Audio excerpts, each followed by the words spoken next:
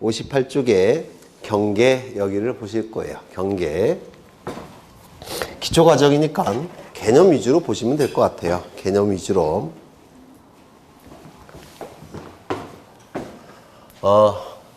이건 토지를 옆에서 본 겁니다. 토지를 옆에서 본 거니까 여기는 땅속이 되겠죠. 여기는 지번이 100번지 토지고 갑소유 토지입니다. 여기는 지번이 101번지 토지고 을소유 토지예요. 그리고 이 두 필지 토지가 도면 위에 그려져 있습니다. 도면 위에 이렇게 그려져 있는데 여기는 100번지 토지, 여기는 101번지 토지입니다. 그리고 여기에 담장이 있겠죠. 담장이 이렇게 있을 겁니다. 이때 요거를 뭐라고 부르냐면 요 담장을 지표면 위에 설치된 경계라고 해서 지표상의 경계라고 부릅니다. 이건 윗상자죠. 그래서 지표면 위에 설치된 경계라고 해서 지표상의 경계라고 부르고요. 요 경계를 뭐라고 부르냐면 요 경계를 도면 위에 그려진 경계라고 해서 도면상의 경계라고 부릅니다. 저쪽을 지표상의 경계, 이걸 도면상의 경계라고 불러요. 이 지표상의 경계에 적용되는 법률은 민법입니다. 민법 재밌죠? 민법 재밌죠? 민법에 200조, 200 몇 조부터 상린관계에 관한 규정이 있습니다. 상린관계에 관한 규정이 있는데 요 상자는 서로 상자, 린자는 이웃린자, 서로 이웃인 관계에 적용되는 규정들이 있어요. 이를 상린관계에 관한 규정이라고 하는데 이 상린관계에 관한 규정이 바로 요 경계에 적용이 됩니다. 민법에서 상린관계, 서로 이웃인 관계에 적용되는 규정이 있는데 그 규정이 지표상의 경계에 적용이 돼요. 그 다음에 이 도면상의 경계에 적용되는 법률은 공간정보의 구축 및 관리에 관한 법률, 공간정보법이라는 법률이 이 도면상의 경계에 적용이 됩니다. 이때 이 민법을 민법에서 공부하셨겠지만 일반적인 법률 관계에 적용되는 법이라고 해서 일반법이라고 불러요. 일반적인 법률 관계에 적용되는 법이라고 해서 일반법이라고 부르고요. 이 공간정보법은 지적이라는 토지정보라는 지적이라는 특별한 생활관계에 적용되는 법이라고 해서 이걸 특별법이라고 부릅니다. 그러면 이 지표상의 경계와 도면상의 경계가 보통은 측량을 통해서 여기에 그려지기 때문에 지표상의 경계를 측량을 통해서 여기다 그리기 때문에 보통은 일치하겠죠. 맞아요. 일치할 겁니다. 그런데 시간이 흘러가다 보면 이게 가끔은 일치하지 않는 경우도 있을 수가 있어요. 시간이 많이 흘러가면 예를 들어서 담장을 푸시고 새로 설치한다든지 또는 토지를 분할 합병을 반복한다든지 이런 식으로 30년이 흘러가면 지표상의 경계와 도면상의 경계가 이게 정확하게 들어맞지 않는 경우도 가끔은 있습니다. 어느 경계가 우선할까요? 현재 도면상의 경계가 우선합니다. 왜냐하면 일반법과 특별법이 있을 때는 특별법 우선의 원칙이라는 게 있어요. 헌법에서. 행정법 헌법에서. 특별법이 우선적으로 적용이 되니까 도면상의 경계가 우선적으로 적용이 돼요. 따라서 지표상의 경계를 다시 설치해야 됩니다. 이거 이해가 되셔요? 그렇죠? 네. 이때 요 부분을 뭐라고 부르냐면 요 부분 경계와 하나 더 우리는 지금 민법 시간입니까? 공간정보법 시간입니까? 공간정보법. 그러면 이 공간정보법 교재나 공간정보법 수업 시간에 얘기하는 경계는 어느 경계를 얘기할까요? 그렇죠. 우리가 얘기하는 경계는 이 경계를 얘기해요. 따라서 우리 수업 시간이나 우리 책에서는 요거를 생략해서 경계라고 부르는 겁니다. 만약에 저 경계를 얘기하고 싶다면 지표상의 경계라는 지표상이라는 걸 써줘야 돼요. 그렇겠죠. 우리는 지금 공간정보법을 얘기하는 거니까. 그래서 소재, 지목, 지번, 지목, 면적, 경계 잡표할 때 그 경계는 바로 이 경계를 얘기하는 겁니다. 저쪽 경계를 의미하는 게 아니라. 이거 이해가 되실까요? 그렇죠. 이때 이 경계들이 만나는 점들이 있죠. 있습니까? 이 경계들이 만나는 점을 경계점이라고 부릅니다. 경계들이 만나는 점을 뭐라 부른다고요? 경계점이라고 불러요. 경계점. 그럼 이 경계점, 요 경계점, 경계점인데 요거는 경계점 간의 최단거리. 요게 경계예요. 경계점 간의 최단거리. 그러면 경계점 간의 최단거리가 경계라고 한다면 이 경계는 이렇게 그려질 수 있을까요? 없을까요? 네? 없어요. 곡선이 될 수가 없습니다. 곡선이 된다면 이건 최단거리가 아니죠. 팽팽하게 잡았을 때 이게 팽팽한 거, 그게 최단거리 아니겠습니까? 따라서 이 경계는 반드시 뭐가 될 수밖에 없을까요? 직선이 될 수밖에 없다는 겁니다. 이를 경계직선주의라고 얘기합니다.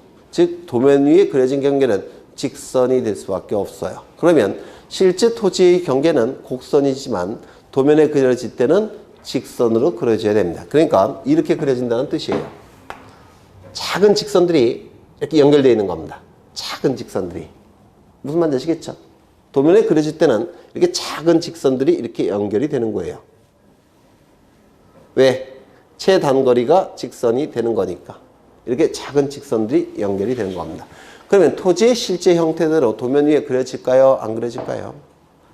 실제 형태대로 그려질 수가 없습니다. 왜? 작은 직선들이 연결된 것이 도면에 그려진 경계니까. 이거 이해가 되실까요?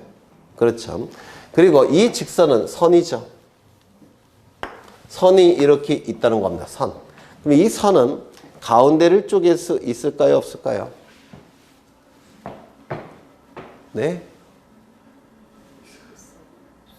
가운데를 쪼갠다는 얘기는 넓이가 있어야 될 거예요. 면적이 있어야지만 가운데를 쪼갤 수가 있습니다. 근데 면적이 있기 위해서는 가로, 세로가 있어야 되죠.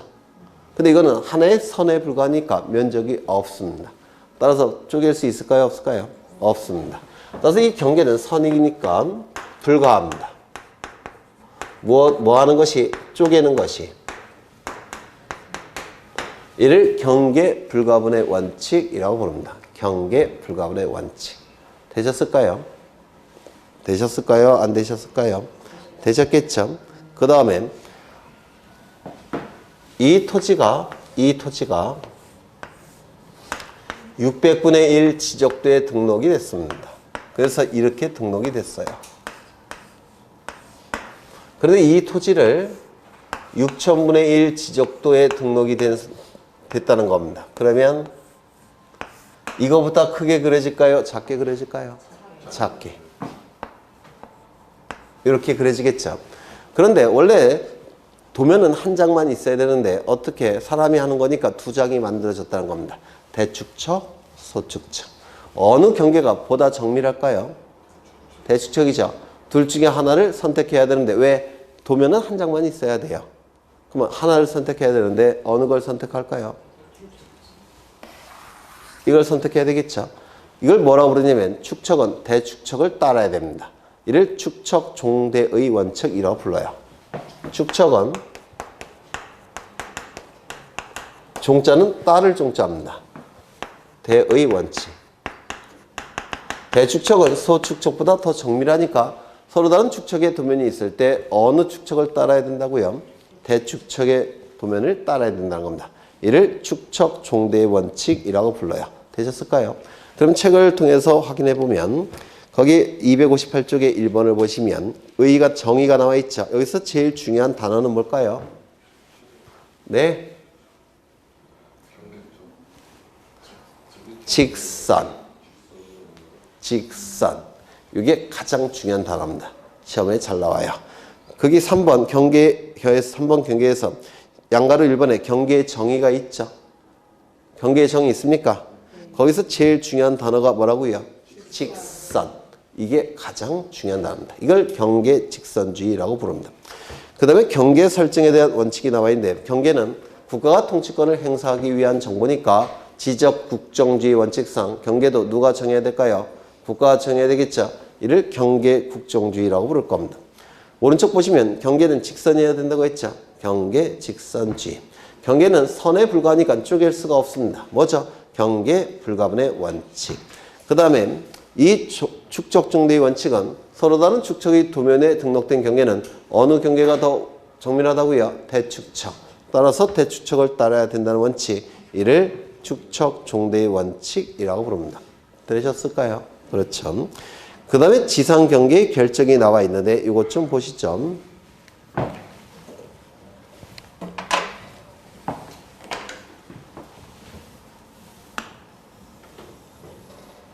이쪽은 100번지 토지, 이쪽은 101번지 토지, 소유자는 갑, 소유자는 을입니다. 그리고 이 100번지 토지와 101번지 토지 사이에 담장이 이렇게 설치되어 있습니다. 민법에서는 담장이라는 표현을 쓰는데요. 상린관계에 관한 규정에서는 담장이라는 표현을 쓰는데 우리 공간정보법에서는 구조물이라는 표현을 써요. 구조물을 담장, 민법은 담장, 공간정보법은 구조물. 이 두 필지 토지가 도면 위에 그려질 겁니다. 측량을 통해서 도면 위에 그려질 거예요. 이렇게 측량을 통해서 100번지, 101번지 토지가 그려질 겁니다. 그리고 요 경계도, 지표상의 경계도 측량을 통해서 여기에 그려져야 되겠죠. 맞아요. 그렇죠. 문제는 여기가 널쩍하다는 겁니다. 구조물이 널쩍해요. 따라서 여기를 기준으로 도면 위에 그려야 될지, 여기를 기준으로 도면 위에 그려야 될지, 여기를 기준으로 도면 위에 그려야 될지 요게 문제가 되더라는 겁니다. 만약에 1번을 기준으로 도면 위에 그리게 되면 을에게 유리하죠. 맞아요. 3번을 기준으로 도면 위에 그리게 되면 갑에게 유리하죠. 그러면 2번을 기준으로 그리면 공평하겠죠. 이게 법리적으로 2번을 기준으로 그려야 됩니다. 왜냐하면 우리 민법 상린관계에 관한 규정에서는 요 담장은 인접토지 소유자가 절반씩 소유한다라는 규정이 있습니다. 절반씩 소유한다. 민법의 상린관계에 관한 규정에는 절반씩 소유한다는 규정이 있어요. 그러면 어디를 기준으로 그리는 것이 공평할까요? 2번. 그래서 요 2번을 기준으로 해서 도면 위에 이렇게 그리는 겁니다. 요거 되셨을까요? 이때 이 구조물은 갑과 을이 둘 다 소유권을 가지고 있죠. 2분의 1씩. 맞아요. 그렇죠. 그런데 만약에 갑과 을이 소유권을 가지고 있는 것이 아니라 이 구조물이 갑소유라고 한다면 어디를 기준으로 그리는 것이 합리적일까요? 3번. 만약에 이 구조물의 소유권이 을 소유라고 한다면 어디를 기준으로 그리는 것이 합리적일까요? 1번. 이걸 뭐라고 표현하냐면 원칙은 중앙을 기준으로 경계가 결정이 되지만 소유권이 둘 다에게 있을 때는 중앙을 기준으로 경계가 결정되는 게 원칙이지만 소유권이 서로 다를 때는 즉 갑 단독 소유든지 을 단독 소유일 때는 구조물의 소유권에 따라 경계가 결정이 돼야 될 겁니다. 맞아요. 한 사람만 소유권을 가지고 있을 때는 소유권에 따라 경계가 결정이 된다는 겁니다. 즉, 갑 단독 소유면 3번, 을 단독 소유면 1번. 소유권에 따라 경계가 결정되는 경우도 있다는 겁니다. 이거 이해가 되실까요? 소유권을 갑이 가질 수 있는 거예요? 이건 무슨 얘기냐면 갑이 소유한다는 얘기는 이건 이제 민법 지식이 좀 있어야 되는 건데 갑이 소유한다는 얘기는 갑이 설치했다는 뜻이에요. 갑이 설치했다는 얘기는 이 부분이 갑 소유 토지니까 갑이 설치했다는 뜻입니다. 따라서 갑 소유라는 얘기는 여기가 경계가 될 수밖에 없어요. 만약에 을이 소유한다는 얘기는 이 구조물, 담장을 을이 설치했다는 뜻입니다. 을이 설치할 수 있었다는 얘기는 여기가 을 소유 토지니까 을이 설치할 수 있었다는 겁니다. 그래서 그때는 요 1번이 될 수밖에 없다는 겁니다. 그런 의미예요. 이것이. 그 다음에 두 번째. 이 경우는 지금 100번지와 101번지 토지가 서로 연속해서 접하고 있죠. 맞아요. 서로 연속해서 접하고 있고 연접하고 있다 이렇게 표현합니다. 그리고 높은 부분, 낮은 부분이 있습니까? 없습니까? 없죠. 그때는 구조물의 어디를 기준으로 경계가 결정이 된다고요? 중앙. 다만 소유권에 따라 경계가 결정되는 경우도 있을 수 있을 겁니다. 되셨나요? 그렇죠. 두 번째. 여기는 100번지 토지고 여기는 101번지 토지고요. 여기는 갑소유 토지고 여기는 을소유 토지입니다. 이 경우는 서로 연속해서 접하고는 있죠. 하지만 높은 부분, 낮은 부분이 있죠. 맞아요. 보통은 여기에 철망으로 엮어 놓는다든지 시멘트를 발라 놓죠. 맞아요. 그래서 구조물이 설치되어 있습니다. 여기도 무너지지 않도록. 그렇죠. 그러면 이때는 어디를 기준으로 도면 위에 그려야 될지가 문제가 되는데 1번, 2번, 3번. 이게 문제가 되는데 이게 3번을 기준으로 경계가 그려져야 돼요. 이유는요. 비가 아주 많이 오면 한 달 내내 비가 쏟아지면 어디부터 무너질까요? 1번부터 무너지기 시작합니다. 따라서 1번을 기준으로 도면 위에 경계가 그려지게 되면 이게 실제 경계와 지표상의 경계와 도면상의 경계가 달라질 가능성이 있어요. 그래서 1번을 기준으로 경계가 결정돼서는 안 돼요. 1번이 무너진 다음에 몇 번이 무너질까요? 2번도 무너지겠죠. 따라서 2번을 기준으로 경계가 결정돼서는 안 됩니다. 무너지지 않는 부분은 어딜까요? 3번. 3번을 기준으로 경계가 결정됨이 원칙입니다. 즉 하단부를 기준으로 경계가 결정이 됩니다. 이거 이해가 되실까요? 되셔요? 그런데 이때도 마찬가지로 이 경계가 이 구조물이 을 소유라고 한다면 을이 소유한다는 얘기는 을이 설치했다는 뜻이에요. 을이 설치할 수 있었다는 이유는 여기까지가 을 토지니까 을이 설치할 수 있었던 겁니다. 어디를 기준으로 경계가 결정돼야 될까요? 네? 1번. 만약에 이 구조물이 갑의 소유라고 한다면 갑이 설치했다는 얘기고 갑의 토지 부분이니까 갑이 설치할 수 있었던 겁니다. 어디를 기준으로 경계가 결정이 될까요? 만약에 요만큼은 갑 소유고 요만큼은 을 소유라고 한다면 어디를 기준으로 경계가 결정될까요? 2번. 이를 뭐라고 표현하냐면 원칙은 하단부가 경계가 되겠지만 소유권에 따라 경계가 결정되는 경우도 있다는 겁니다. 이거 이해가 되실까요? 되셔요? 네. 세 번째.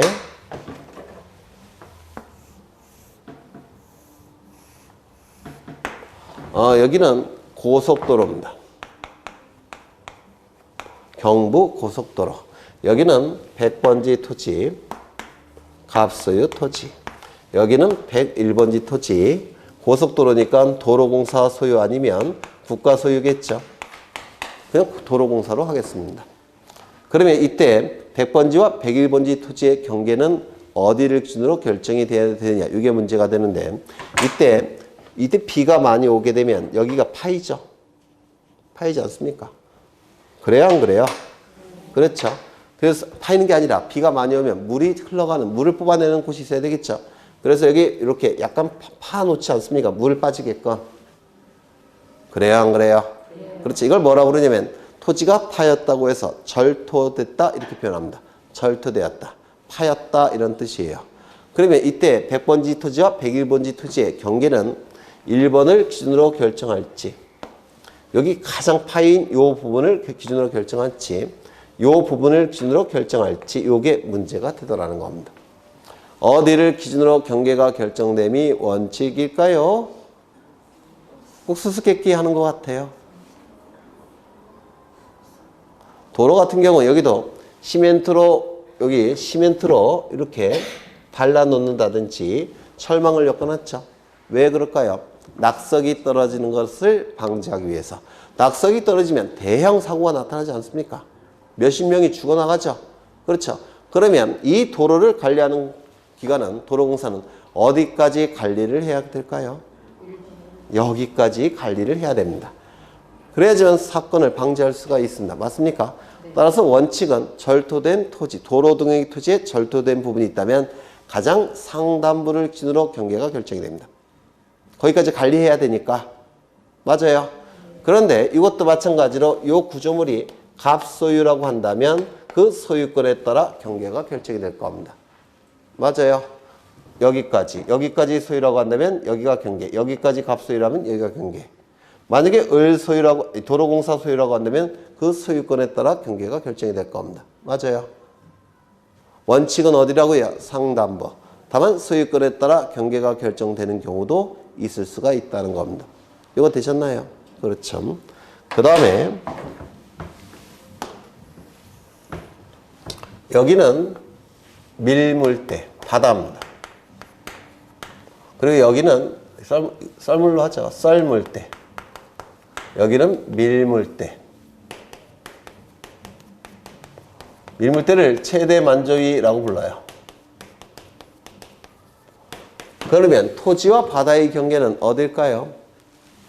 여기를 뭐라고 부르냐면 간석지 또는 갯벌이라고 부릅니다. 토지와 바다의 경계는 밀물대일까요? 썰물대일까요? 썰물대. 밀물대. 여기를 토지와 바다의 경계로 삼게 되면 밀물대는 여기가 다 바다에 잠겨버리죠. 맞아요. 네. 그러면 썰물대는 여기가 토지가 됐다가 밀물대는 여기가 바다가 됐다가 그러면 어느 토지가 됐다가 바다가 됐다. 이게 관리가 될까요? 안 될까요? 네. 안 돼요. 따라서 이 안쪽은 경계가 될 수가 없어요. 항상 토지인 부분, 그 부분부터 관리가 제대로 될 겁니다. 따라서 토지와 바다의 경계는 어딜까요? 이걸 뭐라고 부르냐면 최대 만조위선 이렇게 얘기합니다. 최대 만조위선을 기준으로 토지와 바다의 경계가 결정이 돼요. 마찬가지로 이게 강이라고 한다면 최대 만수위선을 기준으로 경계가 결정이 됩니다. 바다일 때는 최대 만조위선. 조는 조수란 뜻이에요. 강일 때는 최대 만수위선. 거기가 바로 토지와 바다의 경계가 돼요. 그러면 이때도 소유권에 따라 경계가 결정되는 경우가 있을까요? 없을까요? 바다일 때는 없어요. 왜요? 이쪽은 소유자가 있지만 이쪽은 소유자가 있나요? 없나요? 없죠. 따라서 이때는 소유권에 따라 경계가 결정되는 경우가 없어요. 이거 이해가 되실까요? 그렇죠. 여기에 제방을 쌌습니다.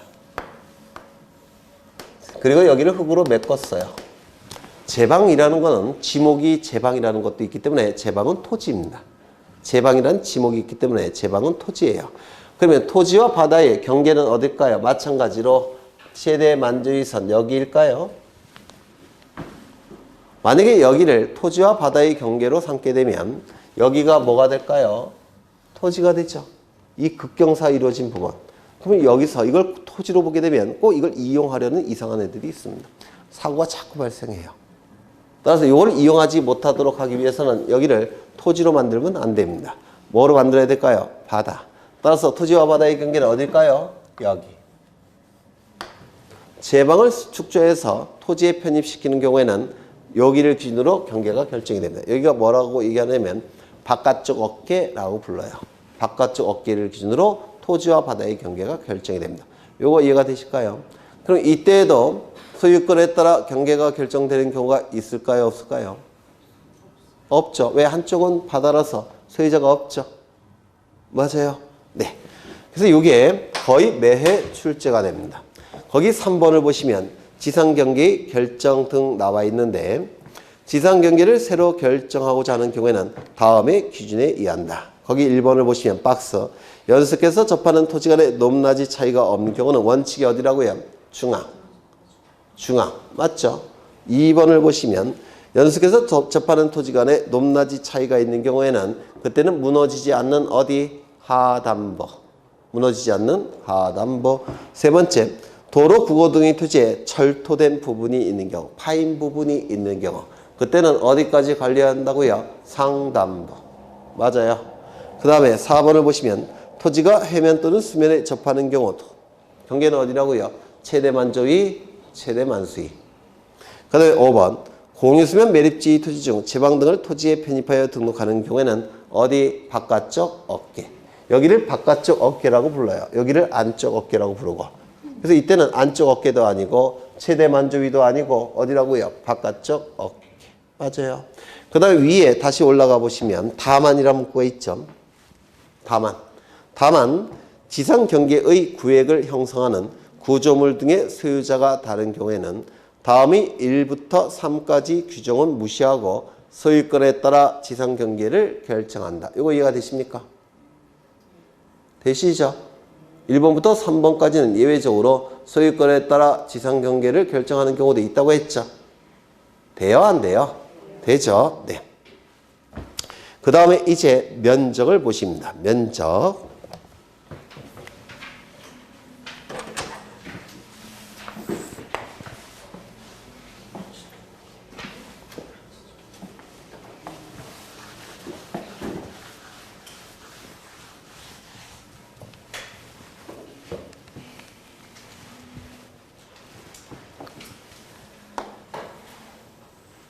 토지를 옆에서 본 겁니다. 토지를 옆에서 본 거니까 높은 부분과 낮은 부분이 있는 구릉지죠. 구릉지입니다. 토지를 옆에서 본 건데 이건 100번지 토지고요. 토지 소유자는 갑입니다. 그런데 이 100번지 토지가 도면 위에 그려질 때는 측량을 통해서 그려질 텐데요. 이때 하는 측량을 평판 측량이라고 불러요. 아까 도면을 작성할 때 하는 측량이 뭐라고 그랬죠? 평판 측량. 전자기능이 있는 게 전자평판이라고 했죠. 보통 전자평판 측량을 통해서 도면 위에 그려질 겁니다. 근데 우리가 측량을 통해서 도면 위에 그려질 때 그 모양은 옆에서 봤을 때 그 모양을 그리는 게 아니라 위에서 봤을 때 그 모양을 도면 위에 그리는 겁니다. 위에서 봤을 때. 위에서 봤을 때 그 토지의 모양을 측량을 통해서 도면 위에 그리게 돼요. 그렇다면 이게 한 500m 위에서 내려봤을 때 이 높은 부분과 낮은 부분이 구분이 될까요? 안 될까요? 네, 안 되죠. 높은 부분과 낮은 부분이 구분이 안 돼요. 그래서 위에서 내려다 봤을 때 그 모양은 바로 이 모양이 보입니다. 맞아요.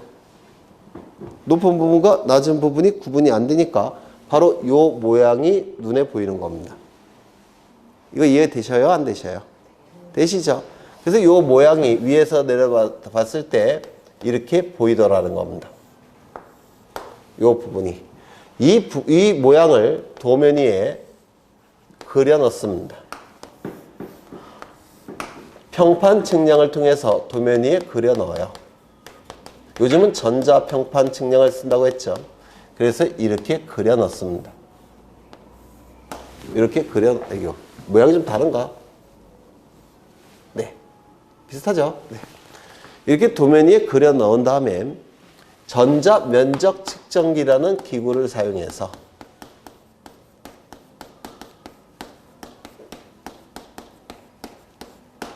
이 안에서 면적을 측정해냅니다. 면적을 측정하게 돼요. 면적이 측정이 되면 이 면적을 토지대장이나 임야대장에 등록합니다.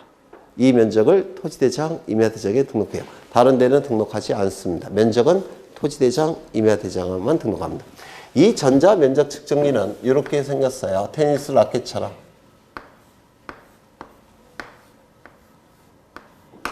이렇게 생긴 테니스 라켓처럼 생겨갖고 이걸 가지고 이 도면 위에서 눈으로 면적을 측정해냅니다.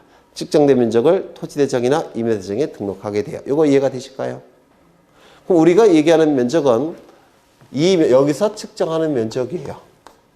이 면적은 이 면적이 될까요? 요 면적이 될까요? 위쪽 아래쪽? 네? 다시요. 토지를 위에서 내려다 봤을 때 그 토지의 모양은 이거라고 했죠. 이게 바로 요거예요. 여기서 이것을 도면 위에 그린 다음에 여기서 면적을 측정하죠. 맞아요.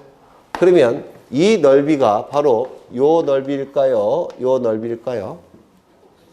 여기 1번, 여기 2번. 2번이에요, 2번. 1번이 아닙니다. 요게 여기에 그려진다고 했잖아요. 아니, 요 토지의 모양이 이거라고 했잖아요. 그렇죠? 그래서 이것이 도면 위에 그려진 다음에 여기서 면적을 측정해내는 겁니다. 그래서 우리가 얘기하는 면적은 바로 이 면적이에요. 이 면적을 뭐라고 부르냐면 수평면적 또는 도면상의 면적이라고 부릅니다. 이 토지의 모양이 도면 위에 그려지기 때문에 도면상의 면적이라고 부르고요. 그 다음에 이 면적을 뭐라고 부르냐면 이건 지표상의 면적이겠죠. 그리고 이건 경사졌으니까 경사면적이라고도 부릅니다. 이 면적은 민법에 적용되는 면적이에요. 민법상의 면적이고 우리 공간정보법성의 면적은 이 넓이입니다. 이 넓이. 수평면적, 도면상의 면적을 얘기합니다. 그러면 토지 소유자 갑이 사용할 때 여기를 사용하고 있죠. 맞아요. 그러면 이게 갑이 사용하는 면적이고 이게 도면 위에 등록되는 면적인데 어느 면적이 좀 더 넓을까요? 지표상의 면적이 넓죠. 그래서 실제로 이용하는 면적보다 지적공부에 등록된 면적은 더 작은 면적이 등록될 수밖에 없습니다. 좀 어려우신가요? 이해가 될 듯 말 듯은 하십니까? 다시요. 위에서 내려다 봤을 때 그 모양이 도면 위에 그려지는 겁니다. 위에서 내려다 봤을 때 높은 부분과 낮은 부분이 구분되지 않기 때문에 토지의 모양은 이 모양이, 즉 요 모양이 지적도에 그려지는 겁니다.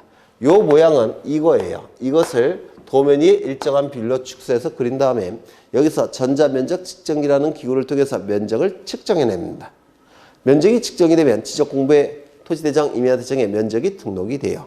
그래서 지적공부에 등록되는 면적은 이 지표상의 면적, 경사면적이 등록되는 게 아니라 요 수평면적, 요 면적이 지적공부에 등록이 되는 겁니다. 수평면적, 도면상의 면적이 지적공부에 등록이 돼요. 따라서 실제로 이용하는 면적보다 더 작은 면적이 지적공부에 등록이 되는 겁니다. 이거 이해가 될까요? 네, 되셨으면 좋겠는데. 그런데 만약에 이 토지에 X축을 설치하고 Y축을 설치해 버리면 여기가 0,0 그래프가 돼 버리죠. 그러면 여기를 지상 경계점이라고 부르는데 이 경계점이 X좌표, Y좌표로 표시될 수 있겠습니까? 네, 있겠죠. 이 X좌표와 Y좌표를 수집하는 것을 뭐라고 부르냐면 이 X좌표, Y좌표 값을 수집하는 것을 경위 측량이라고 불러요. 이 경위 측량을 통해서 좌표값이 수집이 됩니다. X좌표, Y좌표. 여기가 숫자가 1, 2, 3, 4. 그래서 1, 2, 3, 4에 좌표값이 나오겠죠. 경위 측량을 통해서 좌표값을 수집할 수가 있어요. X좌표, Y좌표 값을. 되셨을까요? 이걸 뭐라고 부르냐면 경계점 좌표 등록부라고 불러요. 경계점을 좌표값으로 등록한 장부. 경위 측량을 통해서 좌표값이 수집되면 이 좌표값들을 X좌표, Y좌표 값을 컴퓨터에 입력합니다. 컴퓨터에 입력하면 면적을 계산해내는 프로그램이 있어요. 그 면적을 계산해내는 프로그램이 좌표값을 가지고 면적을 계산을 해버립니다. 그걸 뭐라고 부르냐면 좌표면적 계산법이라고 부릅니다. 좌표값 가지고 면적을 계산해내는 방법이란 뜻이에요. 이 좌표면적 계산법을 통해서 면적을 측정합니다. 이건 컴퓨터가 좌표값을 가지고 면적을 계산해 버리는 거예요. 그러면 어느 쪽이 좀 더 정밀할까요? 이쪽이 훨씬 정밀합니다. 구체적인 숫자가 딱 떨어지니까. 이건 눈으로 측정하는 거니까 정밀도가 떨어져요. 되셨을까요? 그러면 문제는 뭐냐면 경위 측량, 아까 제가 그림을 그린 게 있죠. 경위. 이거는 평판. 어느 것이 비싼가요? 이건 비용이 너무 많이 들어요. 비용이 너무 많이 들어서 모든 토지마다 요 좌표면적 계산법을 쓰는 건 아니에요. 이거를 작성하기 위해서는 비용이 너무 많이 드니까 모든 토지마다 좌표 등록부가 있는 건 아닙니다. 땅값이 아주 비싼 토지, 따라서 분쟁이 자주 발생하는 토지. 분쟁이 자주 발생하니까 경계점이 숫자로 명확하게 표현할 필요가 있는 토지들. 그 토지에만 이 좌표 등록부가 있습니다. 그래서 이거는 예외적으로 사용하는 방법이에요. 그래서 보통은 이 방법을 씁니다. 전자면적 측정기를 사용하게 돼요. 여기서 출제가 됐던 것들이 많은데 우리가 얘기하는 면적은 지표상의 면적, 경사 면적을 얘기하는 게 아니라 도면상의 면적, 수평 면적을 얘기하는 겁니다. 이 면적은 민법에서 사용하는 면적이고 우리 공간정보법은 이 면적을 얘기해요. 우리가 소재, 지번, 지목, 면적, 경계 좌표할 때 그 면적은 바로 이 면적을 얘기하는 겁니다. 그럼 지적공부에 등록되는 면적은 실제 토지 이용 면적보다 더 넓은 면적으로 등록된다. OX. 더 작은 면적으로 등록하는 겁니다. 우리가 얘기하는 면적은 도면상의 면적, 수평 면적이기 때문에 그렇습니다. 이 면적을 측정하는 방법은 전자면적 측정기를 사용하는 방법과 좌표면적 계산법이 있는데 전자면적 측정기를 사용하는 방법이 좀 더 일반적인 방법이에요. 어느 측량과 연관되어 있을까요? 네. 전자면적 측정기를 사용하는 방법은 어떠한 측량과 연관되어 있습니까? 평판 측량. 좌표면적 계산법은 어느 측량 방법과 연결이 되어 있습니까? 경위 측량. 이게 다 출제가 됐던 지문이에요. 좀 고급 문제로. 되셨을까요? 네. 이게 내용이 생소해요. 보통 일반인들이 보시기에는 그래서 좀 어려울 수가 있습니다. 근데 반복을 통해서 익숙해지면 뭐 볼 것도 없어요. 나올 게 뻔해서. 그러면 책을 좀 보시면 면적의 정의라고 나와 있는데 가장 중요한 단어 하나를 꼽으라면 뭘까요? 네? 수평면상의 넓이, 도면상의 면적 같은 뜻입니다. 그 다음에 면적 측정의 대상이 거기 4가지가 나와 있는데 이런 건 안 외우셔도 돼요. 여기 보시면 도면 위에 이렇게 토지의 경계를 그리면 면적을 구할 수 있죠. 맞아요. 그때는 면적을 측정해야 될 겁니다. 도면 위에 토지를 그리게 되면 면적을 측정해야 돼요. 또한 이 도면 위에 경계가 달라지면 경계가 이쪽으로 바뀌면 면적이 달라지죠. 맞아요. 따라서 면적을 다시 측정해야 될 겁니다. 좌표값이 달라지면 면적 달라지겠습니까? 이때도 면적을 다시 측정해야 돼요. 그래서 거기 박스 안에 있는 것은 외우지 않으셔도 나중에 지식이 좀 쌓이시면 도면 위에 경계를 그린다든지 좌표값을 수집한다든지 또는 도면 위에 그려진 경계가 바뀐다든지 좌표값이 달라지게 되면 면적을 측정해야 될 겁니다. 이거 이해가 되셔요? 네, 그 정도로 이해하시면 되고요. 그 다음에 면적의 결정은 지금은 평 단위를 쓰지 않습니다. 제곱미터 단위를 쓰게 돼요. 지금은 평 단위를 쓰지 않고 제곱미터 단위를 씁니다. 면적의 결정 방법이 있는데 이거 좀 어려운 건데 이거는 할까 말까 고민스러운데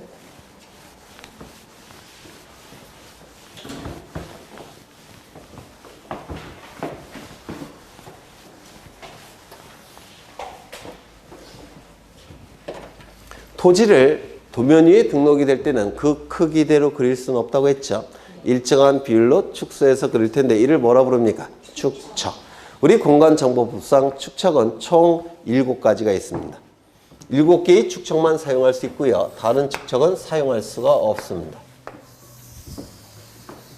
7개의 축척만 사용할 수가 있는데 대축척은 2가지가 있어요. 500분의 1, 600분의 1. 이게 대축척이라고 부릅니다. 그 다음에 1000분의 1, 1200분의 1, 2400분의 1, 3000분의 1, 6000분의 1. 요 5가지 축척을 소축척이라고 불러요. 대축척, 소축척. 다른 축척은 쓸 수가 없습니다. 그래서 공간정보법에서 사용하는 축척, 출제할 수 있겠죠. 그렇죠. 지적도는 이 7개의 축척을 다 사용할 수가 있고요. 임야도는 이 2개의 축척만 사용합니다. 이건 나중에는 이것도 외우셔야 될 거예요. 지적도는 모든 축척을 다 사용할 수가 있고 임야도는 2개의 축척만 사용합니다. 그러면 도면 위에서 면적을 측정해내는 것이 원칙적인 면적 측정 방법이에요. 이게 원칙입니다.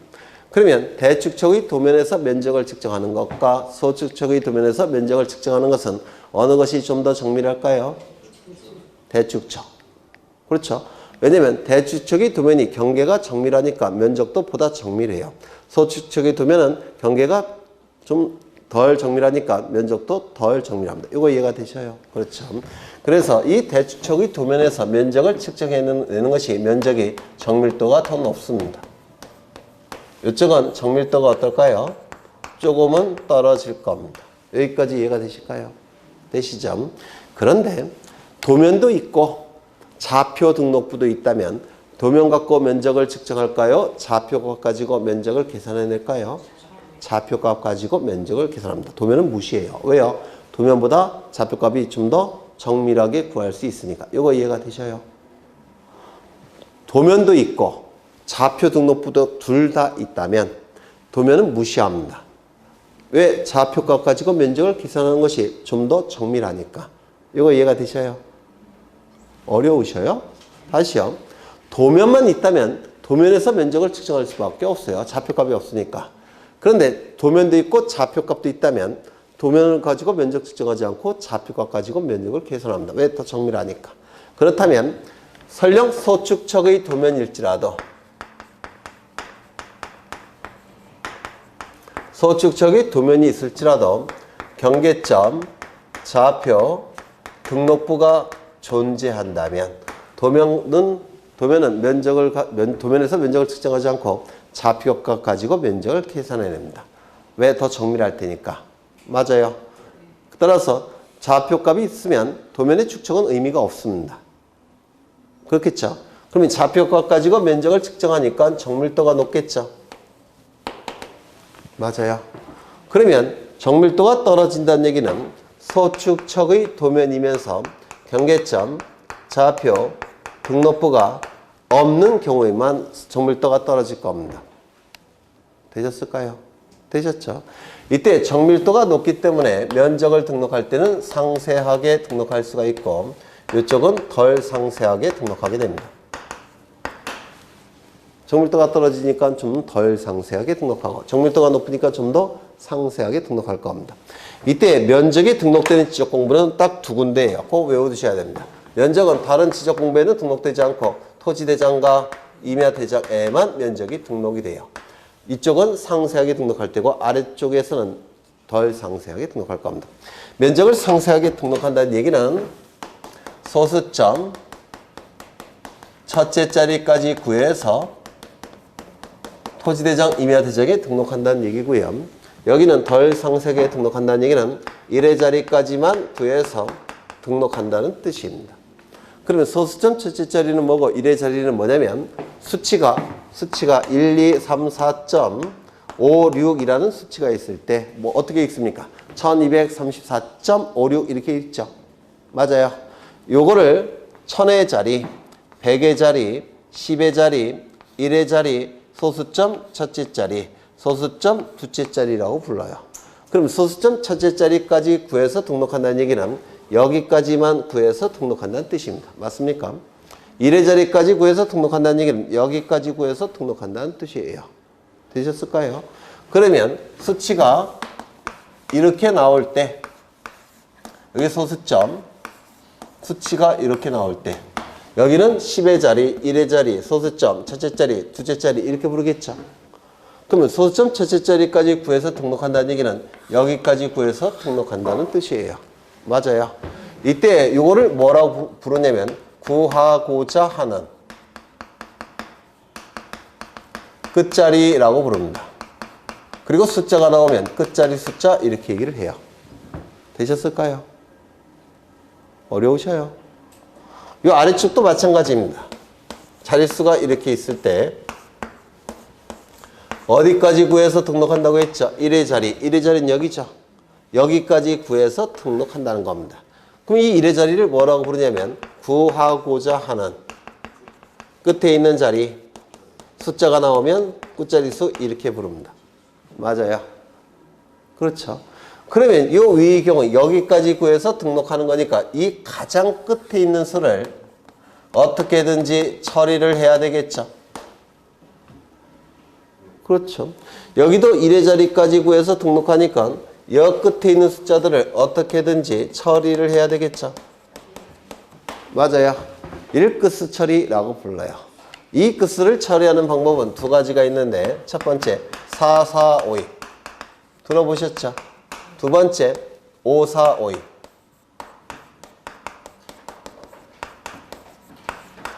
이렇게 두 가지 방법이 있습니다. 4, 4, 5, 2, 5, 4, 5, 2 그러면 4, 4, 5, 2은 뭐고 5, 4, 5, 2은 뭐냐면 4, 4, 5, 2은 끝수 처리 방법이 끝수가 1, 2, 3, 4가 나오면 버리고 5, 6, 7, 8, 9가 나오면 앞자리로 편입시킨다는 뜻이에요. 올린다는 뜻입니다. 그게 4, 4, 5, 2이에요. 5, 4, 5, 2은 5를 버리는 경우도 있고 버릴사 5를 앞자리로 편입하는 경우도 있다는 겁니다. 앞자리로 편입하는 게 올린다는 뜻이에요. 이를 5, 4, 5, 2라고 부릅니다. 끝수 처리의 기준이 5일 때 5를 버리는 경우도 있고 5를 올리는 경우도 있는데 이를 5, 4, 5, 2라고 부릅니다. 그럼 끝수 처리의 기준은 뭐가 되는 겁니까? 숫자가 5가 기준이 돼요. 그래서 여기에 5가 기준이 되니까 5를 기준으로 5보다 큰 수가 나오면 무조건 올립니다. 즉 6, 7, 8, 9가 나오면 무조건 앞자리를 올려요. 여기에 5보다 작은 숫자가 나오면 무조건 버립니다. 즉 여기에 1, 2, 3, 4가 나오면 무조건 버립니다. 그런데 5일 때는 올리는 경우도 있고 버리는 경우도 있다는 겁니다. 이걸 5, 4, 5, 2라고 불러요. 언제 올리느냐면 구하고자 하는 끝자리 숫자가 홀수일 때는 이 5를 올려서 짝수화시킵니다. 그리고 0이나 짝수일 때는 올리게 되면 홀수가 되죠. 따라서 짝수를 유지하기 위해서 이걸 버립니다. 이를 5, 4, 5, 2라고 불러요. 그러면 예를 들겠습니다. 예를 233.372라는 숫자가 나왔습니다. 233.37. 그러면 구하고자 하는 끝자리 숫자는 여기죠. 소수점 첫째 자리. 맞습니까? 그럼 이 끝수를 처리해야 되는데 처리의 기준은 뭐라고요? 5. 5보다 큰 수가 나오니까 무조건 올립니다. 따라서 233.4로 토지대장, 임야대장에 등록하라는 뜻이에요. 만약에 233.32가 나왔다는 겁니다. 여기가 구하고자 하는 끝자리 숫자죠. 소수점 첫째 자리. 이 끝수를 처리해야 되는데 처리의 기준은 뭐라고요? 5보다 작은 수가 나왔으니까 무조건 버립니다. 233.3으로 등록합니다. 233.35가 나왔다는 겁니다. 여기가 구하고자 하는 끝자리 숫자죠. 이 끝수를 처리해야 되는데 처리의 기준은 뭐라고요? 네, 5일 때는 올리는 경우도 있고 버리는 경우도 있다고 했죠. 그런데 여기 5일 때는 여기 가지고 구하고자 하는 끝자리 숫자 갖고 판단하죠. 맞아요. 여기 홀수가 나왔으니까 이 5를 어떻게 할까요? 올려서 짝수화시킨다고 했죠. 그리고 얼마로 등록합니까? 233.45로 등록합니다. 233.45가 나왔다는 겁니다. 얼마로 등록할까요? 233.4. 이게 5, 4, 5, 2라고 불러요. 5, 4, 5, 2. 요 위에는 끝수가 한 자리죠. 요 아래쪽은 끝수가 두 자리네요. 두 자리일 때는 5, 0을 기준으로 합니다. 5, 0보다 큰 수가 나오면 무조건 올리고 5, 0보다 작은 수가 나오면 무조건 버리고 5, 0일 때는 구하고자 하는 끝자리 숫자가 홀수일 때는 5, 0을 올려서 짝수화. 그 다음에 0이나 짝수일 때는 5, 0을 버려서 짝수 유지. 이걸 5, 4, 5, 2라고 불러요. 두 자릿수일 때는 5, 0을 기준으로 해요. 그렇다면 237.7이 나왔습니다. 얼마로 등록할까요? 이 아래쪽에서는 1의 자리까지 구하는 거니까 끝수 처리해야 되죠. 뭐를 기준으로 한다고요? 한 자리일 때는 5, 두 자리일 때는 5, 0. 5보다 큰 수죠. 따라서 이거 7 어떻게 할까요? 네? 무조건 올리죠. 238. 237.2가 나왔습니다. 여기가 구하고자 하는 끝자리죠. 여기는 끝수가 한 자리니까 5보다 작죠. 따라서 어떻게 할까요? 237. 237.5가 나왔습니다. 여기가 구하고자 하는 끝자리 숫자겠죠.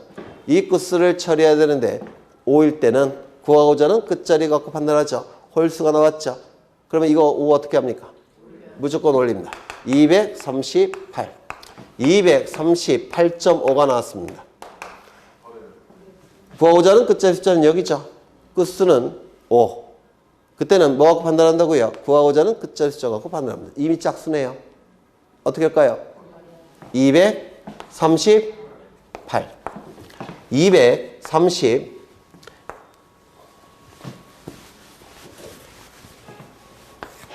237.51이 나왔습니다.